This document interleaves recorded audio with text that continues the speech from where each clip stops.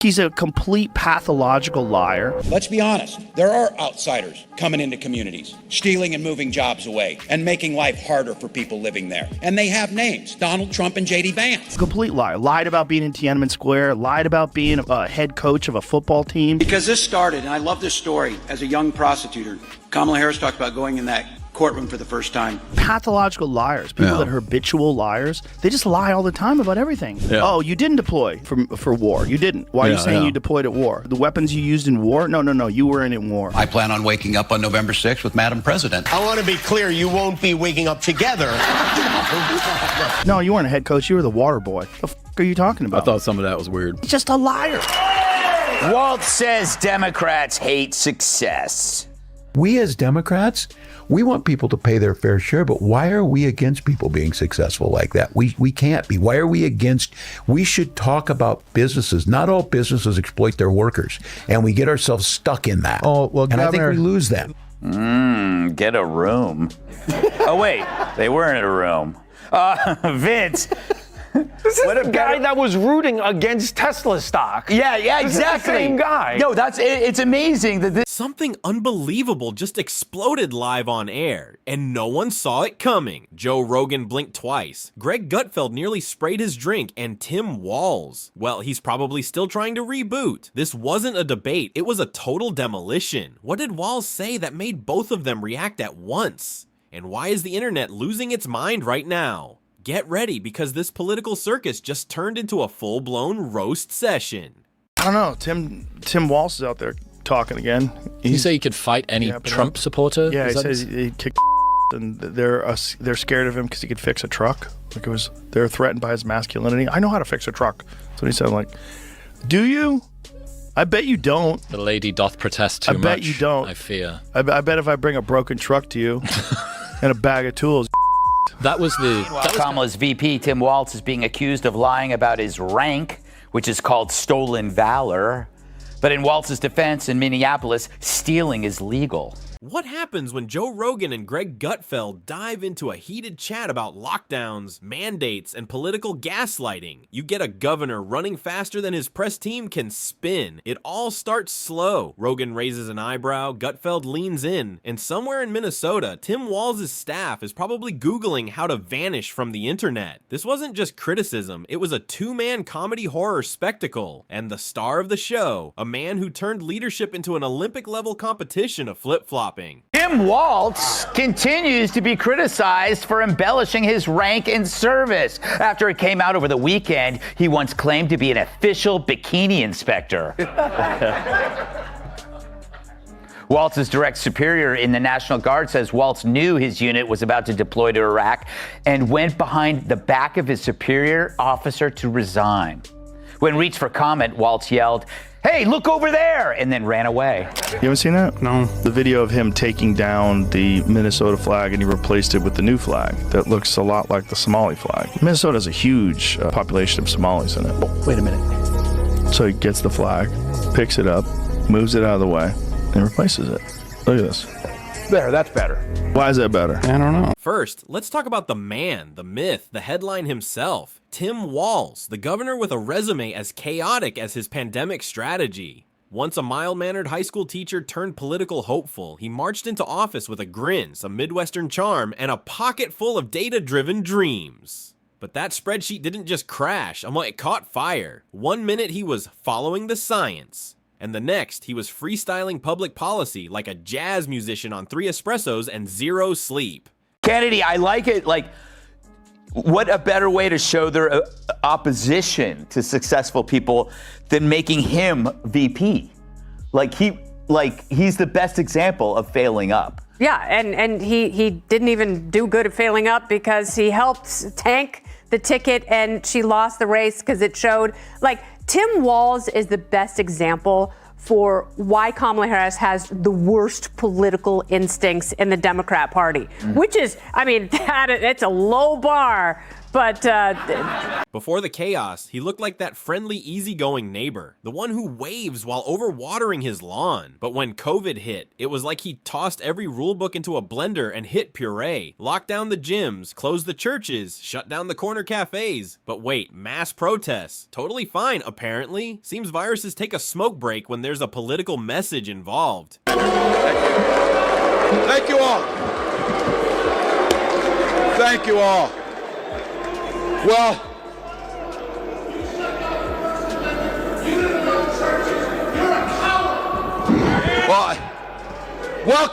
welcome to the Capitol. It's great that you're all, sir, you're welcome to come. Let me finish. Let me finish and vote.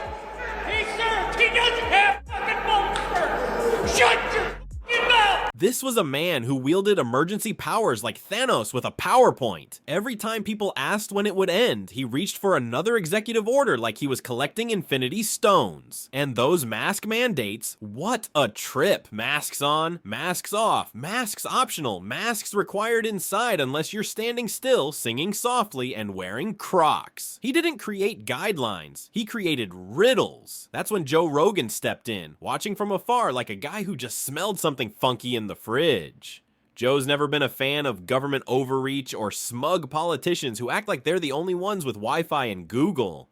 Why were playgrounds wrapped in yellow tape while liquor stores stayed open like sacred temples? Watching Rogan break down the logic was like watching a bear gently peel a banana before smashing it to bits anyway. And he was 100% right with Tim Walz. I know I'm doing something right when the Fox News crowd is all pitching at me like crazy. Like, I'm loving it. That guy was almost the vice president of the United States. Elon Musk was crying last week. Tim is being mean to me, basically, you know, like, yeah. I'm sure you've seen that thing where it shows Obama saying, I need a vice president that's dumber than me. He may or may not have cognitive decline problems at his age, but at her age, she's just dumb. Yeah, I think I was saying that I need a vice president. And just when things couldn't get worse for Walz, Greg Gutfeld entered the scene, sipping a cocktail of sarcasm and Red Bull. Where Rogan pointed out the contradictions, Gutfeld dressed them in clown makeup and shoved them into the spotlight. His mockery was so sharp you could practically hear political consultants weeping in the distance. Gutfeld didn't paint Walz as a leader in crisis. He made him look like a guy who saw a fire alarm and tried to put out the flames with confetti. He mocked the absurd rules, like banning indoor dining but allowing outdoor igloos with windows. The guidelines changed more often than his haircut, and small businesses were told to hang in there. Right before new restrictions dropped midweek like a bad surprise. It all sounded like something written by a confused intern armed with a magic 8-ball.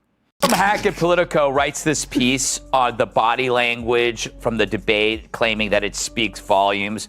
Yeah, it says that Walz lost, but one of them at Politico says it's like Walz's wide eyes showed his passion and emotional intensity. Can we show that? There is his wide eyes. Rogan couldn't stay silent. He had to call it out. He pointed out how the working class got hit the hardest. Barbers, mechanics, personal trainers, basically anyone who couldn't hide behind a Zoom screen. Meanwhile, Walz and his crew carried on untouched, perfectly lit for every virtual call. And don't even start on the remote learning disaster. Rogan practically roared about how kids were tossed into digital chaos, while politicians' children coasted through private schools like nothing happened. Gutfeld turned the madness into a comedy sketch, pretending Walz had a wheel of fortune labeled mandate, mask up, blame the feds, or pretend everything's fine. Each morning, he'd spin it while sipping kombucha. This wasn't wild conspiracy. It was Walz's own record playing on repeat, sounding crazier each time. And in case anyone thought it ended with COVID, Gutfeld reminded everyone of the George Floyd unrest, businesses burning, cities unraveling, and leadership missing in action.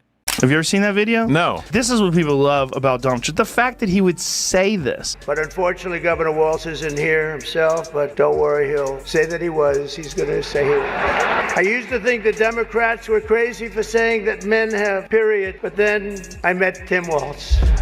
It's hard to even bring him up. He has a resting snitch face.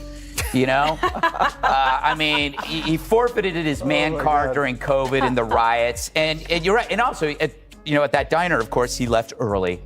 Walz spent more time searching for who was in charge than actually taking charge. It was like playing hide and seek with accountability. Rogan came armed with facts, crime rates, property damage, economic fallout, while Gutfeld brought the punchlines. Together, they turned a policy meltdown into a comedy roast you couldn't look away from. Gutfeld saw it as government cosplay. Walz dressed like a leader, but performed like a substitute teacher who lost both the lesson plan and the class. And the real tragedy? The people paid the price. Walz became the cautionary tale Rogan laughs about, and Gutfeld turns into satire. When your pandemic policies become punchlines for a UFC commentator and a late-night libertarian with a whiteboard, maybe it's time to reread your own executive orders before signing the next one. Tim's odd greeting. The man of the hour, Tim Walz, brings us our second video of the day, and he's got a very weird way of greeting his wife of 30 years. Roll it.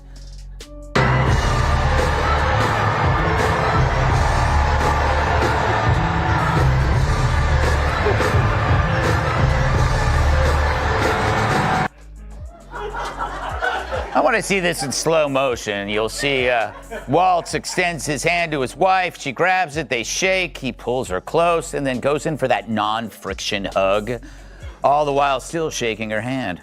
I wish there was a word to describe that. Oh, yeah, weird. That's when Joe Rogan officially stepped into the ring, and not with a suit or a script, but with headphones and enough frustration to power the Texas grid. You could feel the tension before he even spoke, because while Tim Walz was busy inventing new forms of indecision, Rogan was watching the circus unfold in real time. His nonsense radar was pinging like crazy. Rogan didn't just expose the hypocrisy, he shouted it through a megaphone. Mom and pop shops were fined, shut down, or buried under red tape, while big corporations waltzed through lockdowns like VIPs at a pandemic gala. It wasn't science or fairness. It was a rigged game where the rules changed depending on who had the biggest wallet or the best lobbyist. We're getting scary close to people justifying totalitarian measures. I think we need to push back on this. Tim Walz in the campaign trail was literally saying free speech doesn't include hate speech and misinformation. There's no guarantee to free speech on misinformation or hate speech, and especially around our democracy. Hey man, you, because everything that we called misinformation just a few years ago, it's on the front page of the New York Times now. On his podcast, Greg tore it all apart with a dose of blunt common sense that made people stop and say, wait, what was that all about? In one episode, he dismantled performative politics like carving up a roast chicken. It might have looked polished on camera, but it made no sense in practice. Walz's policies turned into textbook examples of confusion, like when Minnesota rolled out capacity limits that got weirder the more you thought about them. You could eat indoors, but not sit at the bar, dine inside, but not after 10 p.m. Because apparently, that's when the virus clocked in for the night. Rogan's commentary hit hard too. A total mic drop moment of class frustration. He mimicked the chaos like a comedian trapped in a Kafka nightmare. It's safe. No, wait, it's dangerous. Actually, follow the science, which we just changed 5 minutes ago after a tweet. You didn't know whether to laugh or scream, but Rogan made sure you did both. It's amazing how they operate one way when they're running, and then when they lose and get humiliated, all of a sudden they have these solutions, and they're all the things we're telling you to do. Like, why are you trying to trash one of the most successful companies in the world, you moron? And they never did that because they all used to love Trump when Trump was giving them money. Yeah. Then Trump became like Rodney Dangerfield in Caddyshack. Yeah. He crashed their party, showed up at the White House, and he was just like, hey, you know what? We should put like a casino over there, an MMA ring over there. Just when Walz's approval rating started plunging into the abyss, Greg Gutfeld swooped in, smirk ready, flamethrower in hand. If Rogan was the frustrated everyman asking questions, Gutfeld was the sharp-tongued uncle at Thanksgiving who ruins dessert with charts and brutal honesty. His goal wasn't debate, it was destruction by sarcasm. And the best part, Walz didn't even need a punchline. He was the punchline. Gutfeld zeroed in on his obsession with emergency powers, mocking him like someone stuck choosing fonts in Word. He's not saving lives, he's just obsessed with Times New Roman. It wasn't leadership, it was bad theater. The kind you walk out of halfway through demanding a refund. Gutfeld didn't just point it out, he rewrote the whole show with enough satire to send Walz's comms team into full-blown panic mode. They've released analyses of election data out of Clark County, Nevada that show some pretty convincing evidence of election tampering. So what can we do to make sure, A, that the midterms actually happen, and B, that they're free of fraud? Yeah, this one's a core. We saw just recently Donald Trump's executive order to make it more difficult, specifically to women, trying to make it more difficult for women to be able to vote. We see one of the first things they do is try and restrict the vote. Wait, so Trump is making it more difficult for women to vote? How so? Math problems? Then came the knockout critique. Walz wasn't leading, he was pretending to.